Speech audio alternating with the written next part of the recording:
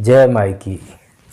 हमारे पास बहुत से फ़ोन आते हैं, उनमें से बहुत से भगवत स्वरूप पुरुष परेशान नज़र आते हैं। उन्हें लगता है कि उनकी जो धर्म पत्नी है उसका रुझान, उसका आकर्षण कहीं और है। इस वजह से उन्हें दाम्पत्य जीवन का सुख प्राप्त नहीं हो रहा।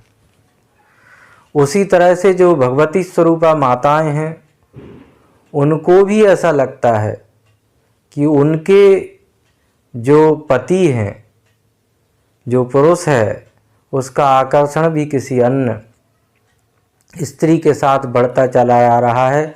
इसलिए उनके दाम्पत्य जीवन में बहुत सी रुकावटें और क्लेश और अशांति भर गई है। क्या इसका कोई आध्यात्मिक उपचार हो सकता है?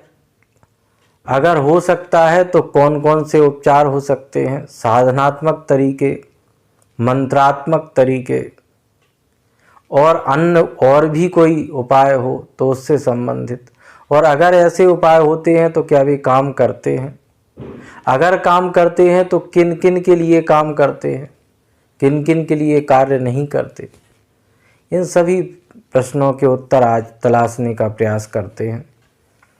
तो सफल दाम्पत्य जीवन को बनाए रखने के लिए और इस तरह की विषमता को दूर, विकार को दूर करने के लिए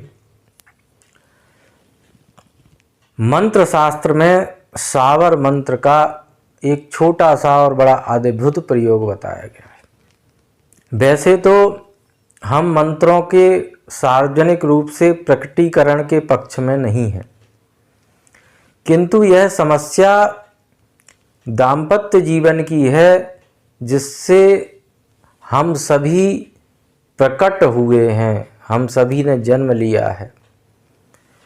और पत्नी ही एक पुरुष को, पति को गिरने से, पतन होने से बचाती है। इसलिए माताओं की पीड़ा असहनीय हो जाती है।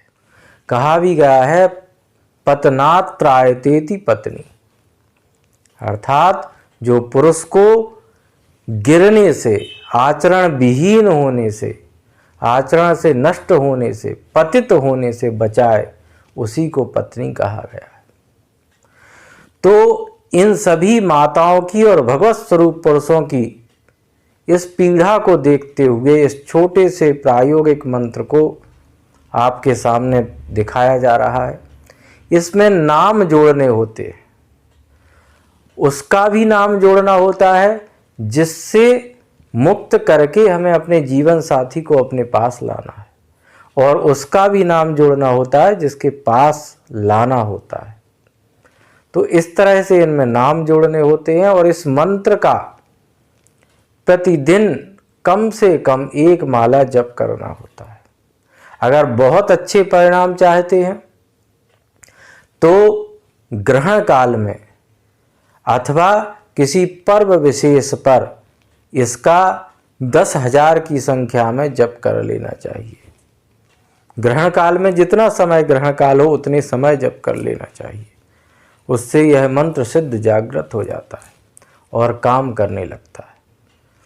तो यह तो हुई मंत्रात्मक शक्ति की बात। इसके अलावा भी तंत्र मार्ग में कुछ औषधि जन्य प्रयोग बताए गए जिनको करने से भी फल प्राप्त होने के विषय में कहा गया है। जैसे वशीकरण धूप का निर्माण करना, ये औषधि जन्य प्रयोग है।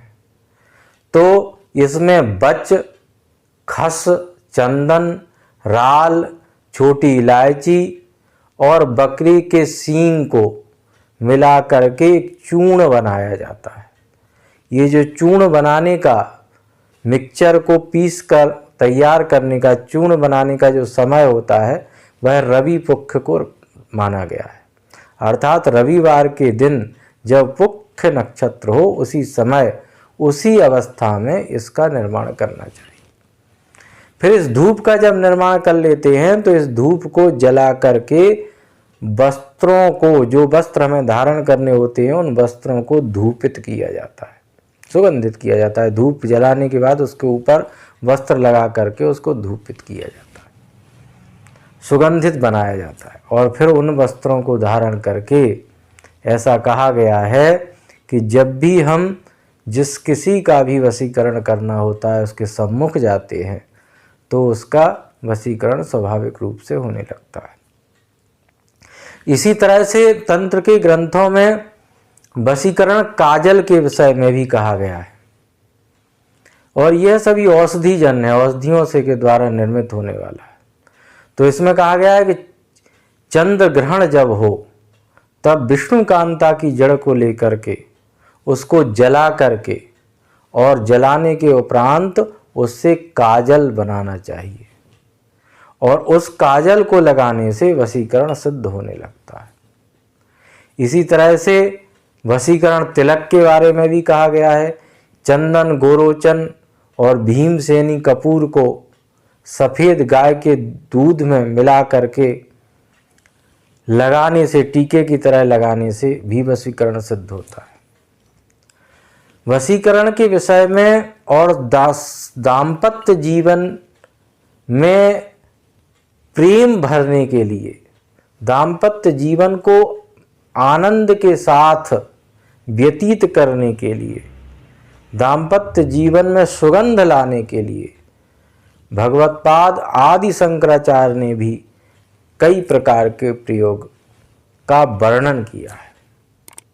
इसमें तांबूल का एक प्रयोग भगवत्पाद ने बताया है। इसमें तांबूल के ऊपर अष्टदल आकृति का यंत्र बनाया जाता है, उसमें उस व्यक्ति का नाम लिखा जाता है जिस व्यक्ति का वशीकरण किया जाना है, और फिर कुछ मंत्र के वर्णों को लिखा जाता है, और इसको लिखने के बाद, उसको संस्कारित करने के बाद उस तांबूल को अगर किसी को खिलाया जाता है तो उसका भी स्वाभाविक वशीकरण होने लगता है।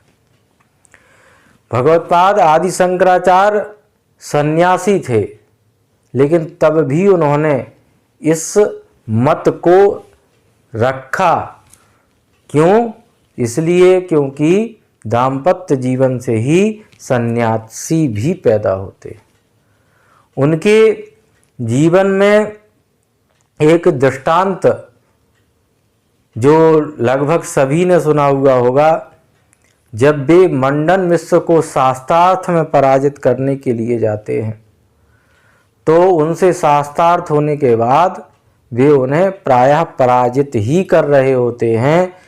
इतने में उनकी पत्नी यह कहती हैं कि हम अर्धांगिनी हैं इनकी, और हमें पराजित किए बगैर ये पराजित नहीं माने जाएंगे।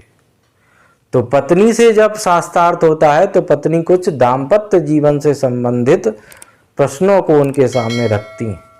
सन्यासी होने के नाते उनको उन प्रश्नों के उत्तर नहीं प्राप्त होते, तो उनसे कुछ समय मांगते हैं, और सूक्ष्म देह से एक राजकुमार के शरीर में प्रवेश करते हुए, मृत राजकुमार के शरीर में प्रवेश करते हुए उसकी रानी के साथ रह कर के दाम्पत्य जीवन से संबंधित बहुत सारी चीज़ों का अनुभव में करते हैं, अनुभव प्राप्त करते हैं, ज्ञान प्राप्त करते हैं, और फिर उसके बाद इन सभी प्रकार के दिव्य प्रयोगों की रचना करते हैं। कामदेव की साधना के संबंध में भी उनके बहुत अच्छे प्रयोग हैं। अगर आप में से कोई जानना चाहेगा तो अवश्य हमें कमेंट्स करिएगा, भविष्य में उस पर भी चर्चा करेंगे। तो इस प्रकार के ये बहुत सारे प्रयोग हैं जिनका लाभ लिया जा सकता है, किंतु अब यहाँ विचार करने वाली बात यह है कि क्या यह 100% काम करते हैं? अगर ये 100% काम नहीं करते तो क्यों नहीं करते? यह एक बहुत बड़ा प्रश्न है। समझने की बात यह है कि वर्तमान जिस युग में हम जी रहे हैं वह युग घोर अश्रद्धा और अविश्वास का युग है। यहाँ मनुष्य के जीवन से श्रद्धा और विश्वास प्रायः लुप्त ही हो चुके, गायब ही हो चुके। अब कुछ लोगों का ऐसा प्रश्न आएगा कि अगर श्रद्धा और विश्वास नहीं है तो लोग इतने धार्मिक क्यों नजर आते हैं, मंदिरों में इतनी भीड़ क्यों है, धार्मिक आयोजन क्यों होते हैं? तो उसके लिए केवल इतना ही कहना पर्याप्त है कि किसी भी ऐसे व्यक्ति को देखने के बाद या स्वयं भी किसी धार्मिकता में जीने के बाद आप स्वयं से भी प्रश्न करें, क्या यह धार्मिकता आपने भय और लोभ या स्वार्थ के वशीभूत ही नहीं अपनाई हुई है?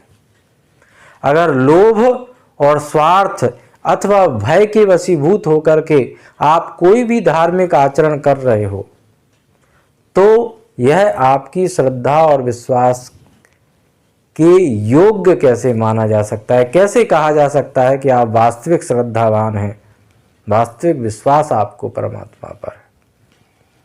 विश्वास की बात तो यहाँ तक है कि छोटा सा भी यदि कोई धार्मिक आयोजन किया जाता है तो उसमें के संकल्प में ही बहुत सारी शर्तों को, अनगिनत शर्तों को, जो प्राप्त अप्राप्त हैं, जो जिसके योग्य भी ना हो, वो सब भी डाल दिया जाता है। ये भी हमें चाहिए, आपकी इतनी पूजा, इतना जप, इतना साधना हम कर रहे हैं तो ये सब हमें चाहिए। तो यह सब देखते हुए यह स्पष्ट होता है कि वर्तमान समय घोर अश्रद्धा और अविश्वास का युग है। इसलिए जब भी कोई कार्य किया जाता है तो उससे संबंधित बहुत सारी आशंकाएं, बहुत सारी शंकाएं, बहुत सारे संशय मनुष्य के मन मस्तिष्क में पहले से ही होते हैं। और संशयात्मा वनिष्यति, संशय करके हुए यदि किसी भी कार्य को किया जाए, मन में बहुत सारे संशयों को लेकर के, अश्रद्धा को लेकर के, लोभ लालच को लेकर के अगर किसी भी कार्य को किया जाए तो उसमें उतना समर्पण होता ही नहीं है और इसीलिए वे सभी सिद्ध भी नहीं होते। इन सभी को सिद्ध करने के लिए शास्त्रोक्त विधियां भी बताई गई हैं, उनका भी अवलंबन करना चाहिए। गुरु की भी आवश्यकता होती है, वो सूक्ष्म विधियां गुरु के माध्यम से उनके सानिध्य में समझना चाहिए।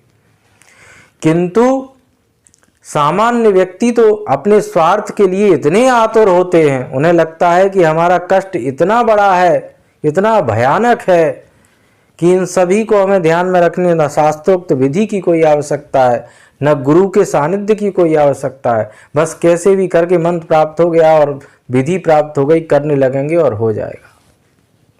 इसमें इस बात का ध्यान रखना चाहिए कि संचित प्रारब्ध भी बहुत कार्य करता है। कर्मों को और कर्मों के प्रभाव को, प्रारब्ध को कर्मों के माध्यम से ही काटा जाता है। अगर इसी तरह से सब कुछ होने लगेगा तो फिर कर्म और प्रारब्ध का कोई भी औचित्य ही नहीं रह जाएगा। तो सब कुछ हो सकता है किंतु उसके लिए समझदारी की आवश्यकता है, उसके लिए चैतन्यता की आवश्यकता है। कोई चैतन्य जागृत व्यक्ति ही किसी जागृत मंत्र का लाभ ले सकता है। अगर वो जागृत नहीं है, चैतन्य नहीं है, शुद्ध अंतःकरण वाला नहीं है तो वह तंत्र की किसी भी विधि का लाभ नहीं ले सकता।